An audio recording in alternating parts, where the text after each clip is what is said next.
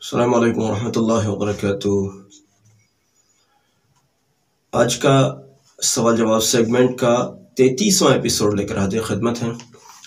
یہ سیگمنٹ چونکہ سوال جواب پر مشتمل ہوتا ہے، اس میں بہت ساری معلومات افزا باتیں ہوتی ہیں، اس لیے آپ سے گزارش ہے اس کو سننے کے بعد دوسروں تک شیئر کیا کریں تاکہ لوگ علمی نفع حاصل کر سکیں اور دین پر چلنے کا طریقہ وہ سیکھ سکیں۔ جزاک اللہ۔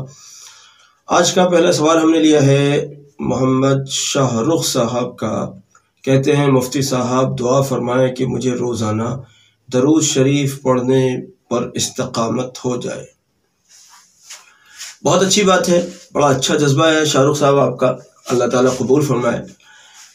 حدیث شریف میں ہے جو شخص درود شریف پڑھنا بھول گیا وہ جنت کا راستہ بھول گیا۔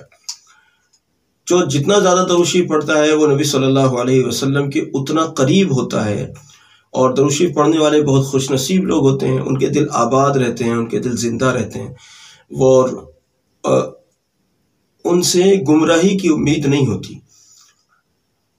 اگر کوئی خراب عادت ہوتی بھی ہے تو درود شریف پڑھنے کی برکت سے اللہ کے فضل سے وہ خراب عادت میں اصلاح ہو جاتی ہے، یہ کہنا چاہتا ہوں۔ بہرحال شاہ رخ صاحب ایک بات آپ کو بتاتا ہوں کہ اپنے لیے استقامت مانگنا سنت ہے۔ خود نبی صلی اللہ علیہ وسلم کی سنت پر عمل کرتے ہوئے آپ استقامت مانگیں اللہ سے کہ اللہ مجھے استقامت دیجیے اور موت کے آخری دن تک کے لیے استقامت دیجیے۔ تو اس طرح سے آپ اللہ سے مانگتے رہیے، بہت اچھا ہے، بہت مبارک ہے آپ کا عمل، درود شریف پر جمے رہیے۔ ہمارے لیے بھی دعا کریں، ساری امت کے لیے دعا کریں، اللہ تعالیٰ آپ کو قبول فرمائے۔ اگلا سوال ہے، کہتے ہیں کہ مفتی صاحب ہم آپ سے بہت دور رہتے ہیں مگر آپ سے بیعت ہونا چاہتے ہیں، کیا یہ ممکن ہے؟ جی ممکن ہے۔ زیادہ اچھی بات یہ ہے کہ اپنے اتنے قریب کے بزرگوں سے رابطہ کیا جائے، اتنے قریب کے بزرگوں سے بیعت ہوئی جائے جو آپ کو نفع پہنچا سکیں اور آپ ان سے نفع حاصل کر سکیں۔ لیکن چونکہ ایک مسئلہ یہ ہے کہ آج کل ٹیکنالوجی کا دور ہے، آج کل تو دوریاں ہی نہیں رہیں۔ سفر کرنا چاہتے ہو تو تیز رفتار گاڑیاں ہیں، بات کرنا چاہتے ہیں تو فون وغیرہ کے ذرائع موجود ہیں۔ بہرحال جدید آلات کا استعمال کرتے ہوئے یہ کام کیا جا سکتا ہے، یعنی دور رہ کر بھی کسی بھی بزرگ سے جس سے آپ کو اطمینان ہے ان بزرگ سے آپ بیعت کر سکتے ہیں۔ آج کل تو سہولت کا دور ہے ماشاءاللہ۔ آگے مہروز سجاد صاحبہ کہتی ہیں کہ مفتی صاحب میں عشاء بعد 500 مرتبہ درود شریف پڑھنا شروع کیا ہے، میں چاہتی ہوں کہ مجھے نیک صالح شوہر مل جائے۔ میں جاننا چاہتی ہوں کہ کوئی بھی درود شریف پڑھوں یا جمعے والا پڑھوں؟ دیکھیے ویسے تو ہم عشاء کے بعد 500 مرتبہ درود شریف پڑھنے کا جو مشورہ دیتے ہیں، زیادہ پابند تو کسی کو نہیں بناتے کہ یہ والا پڑھو یا وہ والا پڑھو، لیکن اس سلسلے میں جو پارٹ 2 ریکارڈ ہوا تھا وہ بہرحال ابھی منظر عام پر نہیں آ سکا۔ اگر وہ آیا کسی صورت میں تو اس میں ہم نے اس کا ذکر کیا ہے کہ نبی صلی اللہ علیہ وسلم سے ہی ایسے درود شریف کا ذکر ملا تھا جس میں لفظ امی آتا ہو۔ اس کے لیے میں خود بھی جمعے والا جو درود شریف ہوتا ہے، اللہم صلی علی محمد النبی الامی وعلی آلہ وسلم تسلیما، اس والے درود شریف کو پڑھتا ہوں۔ آپ کو بھی کہتا ہوں کہ آپ بھی اسی درود شریف کو پڑھیں، البتہ اگر کسی اور کو بھی پڑھنا چاہتے ہیں تو بہرحال وہ الگ بات رہی، لیکن اس کو پڑھیں، یہ زیادہ ترجیحی طور پر میرا مشورہ ہے۔ عالیہ شیخ کہتی ہیں کہ اگر پیشاب کے قطرے جاتے ہوں تو طہارت کا کیا حکم ہے؟ بھائی ویسے تو زیادہ تر یہ مردوں میں ہوتا ہے، لیکن اگر خواتین میں بھی ہو بہرحال معلوم نہیں، لیکن کل ملا کر پیشاب کے قطرے اگر جاتے ہیں تو بار بار آپ کو غسل کرنے کی ضرورت نہیں ہے، وضو البتہ آپ کا ٹوٹ جائے گا۔ اگر مستقل جاتے ہیں تو آپ معذور ہیں، ہر نماز کے لیے تازہ وضو کریں اور ایک وضو سے 2 نمازیں نہ پڑھیں۔ لیکن کچھ وقفہ اگر مل جاتا ہے، کبھی کبھی قطرات جاتے ہیں، جیسے مردوں میں ہوتا ہے پیشاب کرنے کے بعد میں قطرہ گیا، زیادہ تر یہ مرض ہوتا ہے مردوں میں، ویسے نہیں ہوتا، تو وہ پھر معذور میں شامل نہیں ہوتے، وہ بہرحال تھوڑا سا احتیاط برتیں اور بس احتیاط کے ساتھ اپنی نمازیں پڑھیں۔ ایسی بہرحال جسم کا دھونا اور جہاں کپڑے پر قطرے لگ گئے ہیں ان کا دھونا احتیاط کے طور پر ایسا کر لیا جائے۔ اس کے علاوہ ایک صورت یہ بھی ہوتی ہے کہ کچھ ایسی آئٹم لگا لی جائے جیسے انڈرویئر وغیرہ پہن کر اس کے اندر ٹیشو وغیرہ لگایا جا سکتا ہے تاکہ کپڑے خراب نہ ہو. اگر خراب ہوگا تو ٹیشو خراب ہوگا. نماز کے وقت میں ٹیشو کو نکال کر پھینک دیں. اور احتیاط کی جو تدبیریں ہیں کی جا سکتی ہیں وہ تدبیریں اختیار کر کے وضو کر کے نماز پڑھی جائے. یہ بھی ایک طریقہ ہو سکتا ہے. انہوں نے اگلا سوال پوچھا ہے کہ لباس کیسا ہونا چاہیے خواتین کا. خواتین کا لباس ایسا ہونا چاہیے جس سے کسی بھی طرح سے ان کے جسم کی نمائش نہ ہو. اتنا باریک نہ ہو کہ اندر کا کچھ بھی نظر آتا ہو، اور اتنا ٹائٹ نہ ہو کہ جسم کے خد و خال نظر آتے ہوں. بس یہ بنیاد. اور تیسری بات یہ، مردوں کی مشابہت نہ کرتا ہو. جیسے مردوں کے لیے حکم ہے کہ خواتین کے جیسی مشابہت کرنے والا لباس نہ پہنے، ایسے ہی خواتین کو یہ حکم ہے کہ وہ مردوں کی مشابہت کرنے والا لباس نہ پہنے. جیسے آج کل وہ جینس وینس کیا ہوتا ہے، آج کل لڑکیاں بھی اس کو پہنتی ہیں، وہ لڑکوں کی مشابہت ہوتا ہے، تو یہ جائز نہیں ہوگا. اور پھر اس میں پورے جسم کی نشو و نما نظر آتی ہے، اتار چڑھاؤ نظر آتے ہیں، جسم کے خد و خال نظر آتے ہیں، یہ بھی جائز نہیں ہوگا. پھر کوئی ایسا لباس ہوتا ہے کہ اس سے اندر تک کے لباس نظر آتے ہیں، یہ تو بالکل بھی جائز نہیں ہوگا. اس لیے بہرحال یہ 3 صفات نہیں ہونی چاہیے لباس کے اندر. زیادہ سے زیادہ مستور کرتا ہو، آپ کے جسم کو چھپاتا ہو، آپ کے جسم کی نمائش نہ کرتے. بھائی برقعے کی کیا ضرورت ہے؟ برقعے کی ضرورت ہی یہ ہے کہ آپ کی زینت باہر نظر نہ آئے، آپ کے زینت کا لباس نظر نہ آئے، آپ کے جسم کے اتار چڑھاؤ نظر نہ آئے. یہ برقعے کا مقصد ہے.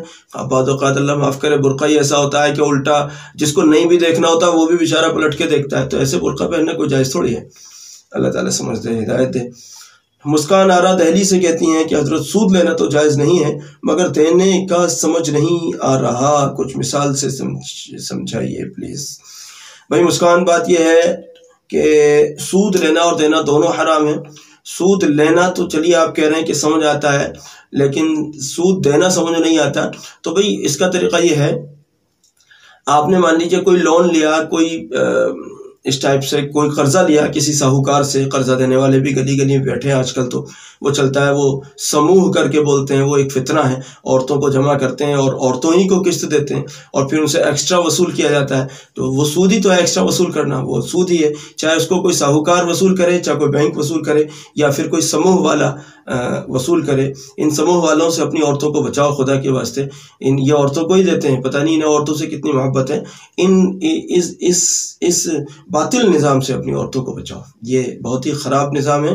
عورت تو پردے کی چیز ہے. کہاں آپ نے سود کا قرضہ لینے کے پیچھے اہل باطل اور سود پرست لوگوں کے حوالے اپنی خواتین کو ان کے سامنے لے جا کر ڈال دیا ہے. اللہ تعالیٰ حفاظت رکھے. یہ بہت بڑا فتنہ ہے. جن علاقوں والے میری بات سمجھ سکتے ہیں سمجھیں اس بات کو. اور علماء کی ذمہ داری ہے کہ اس طرح کی فتنوں کے خلاف آواز اٹھائیں. اسما شہزاد کہتی ہیں درود شریف لکھنے کے بارے میں بتائیں، کتنی تعداد میں لکھا تو زیارت رسول صلی اللہ علیہ وسلم ہو جائے. بھائی کتنی تعداد میں لکھا یا کتنی تعداد میں پڑھا تو نبی صلی اللہ علیہ وسلم کی زیارت ہو، ایسا کچھ نہیں ہے. آپ تو اخلاص کے ساتھ درود شریف کے ساتھ اپنے کو جوڑ دیجئے. چاہے آپ لکھنے والے ہیں کہ درود شریف لکھتے ہیں، یا پھر آپ پڑھنے والے ہیں کہ درود شریف پڑھتے ہیں. تو بہرحال پڑھیے، لکھیے اخلاص کے ساتھ. اللہ رب العزت اس عمل کی برکت سے آپ کو زیارت رسول صلی اللہ علیہ وسلم عطا فرمائے.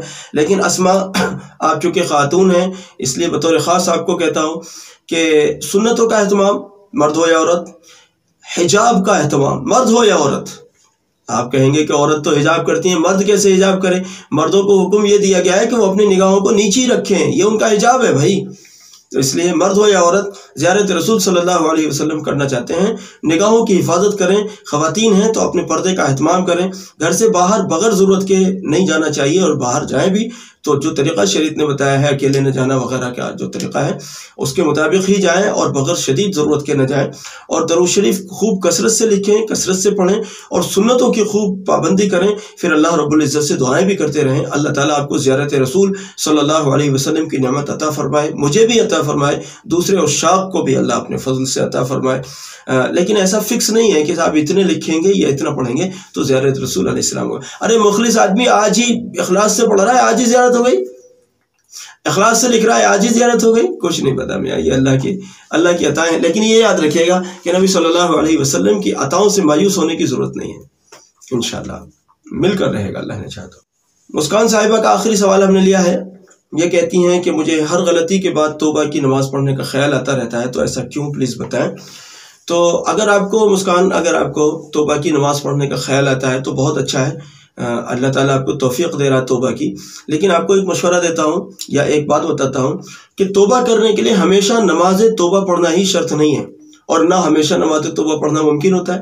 مان لیجیے بازار میں کوئی غلطی ہو گئی یا کہیں اور ایسا موقع تھا، کہیں سفر میں غلطی ہو گئی، تو آپ وہاں صلاۃ التوبہ تو پڑھ نہیں سکتے۔ بہرحال فوراً اللہ کی طرف رجوع کر کے اللہ سے توبہ کریں اور کوئی نیکی کا کام کریں، چاہے لا الہ الا اللہ پڑھنا ہی کیوں نہ ہو، اور پھر جب اللہ تعالیٰ موقع دے دے پھر چاہے آپ صلاۃ التوبہ پڑھ لیں۔ بہرحال جب آپ ذکر کرتے ہیں تو ذاکرین کے ساتھ اس طرح کی باتیں پیش آتی رہتی ہیں، آپ کو یہ خیال جو آ رہا ہے کہ بار بار توبہ کی نماز پڑھنا، بہرحال یہ ذکر کا ہی کچھ اثر ہو سکتا ہے۔ جزاک اللہ، آج کے اس سیگمنٹ کو یہیں ختم کرتے ہیں۔ گزارش کرتے ہیں اس کو سب لوگوں تک خوب شیئر کیا کریں تاکہ لوگ علم نفع حاصل کریں۔ جزاک اللہ، السلام علیکم ورحمۃ اللہ وبرکاتہ۔